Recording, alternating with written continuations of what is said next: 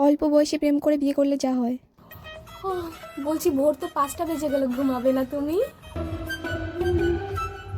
5টা বেজে গেছে, আর একটু কথা বলো না। চলো না আমরা বিয়ে করে নি। আমি কিন্তু অত কাজবাজ করি না। আমার কিচ্ছু লাগবে না, আমি শুধু তোমার সাথে থাকতে চাই। আমার টাকা পয়সা ঘর বাড়ি কিচ্ছু লাগবে না। সত্যি? তাহলে তো বিয়ে করাই যায়। চলো তাহলে আমরা বিয়েই করে নি।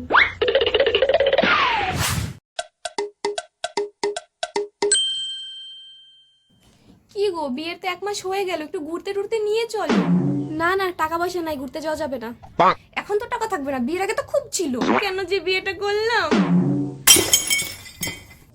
তখন যদি আমি মার কথা শুনতাম আমার অনেক ভালো হতো। আমি যে কি করলাম।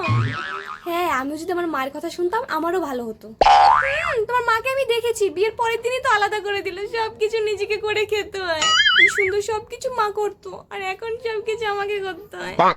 হ্যাঁ, তো আমার জীবনটাও তো এরকম হয়েছে। আগে আমি বাজার করতাম না, আমার বইয়ের খরচা ছিল না, আর এখন বইয়ের খরচা, বাজার আমার আর ভালো লাগে না।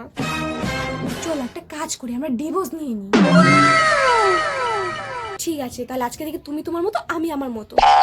ঠিক আছে, তুমি কিন্তু আমাকে আর ডিস্টার্ব করবে না, আর আমিও তোমার লাইফে আর কখনোই ফিরে আসবো না। তুমি চলে গেলে তো আমি 4-5টা গার্লফ্রেন্ড বানাবো। আমি কি কম নাকি? আমিও নতুন বয়ফ্রেন্ড খুঁজে নিব, আমার লাগবে না তোমাকে। ঠিক আছে, তো বসে আছো কেন, যাও। ঠিক আছে, তুমি তোমার সংসার নিয়ে থাকো, আমি তাহলে বাড়ি যাই। লাগবে না তোমার মতো স্বামী আমার।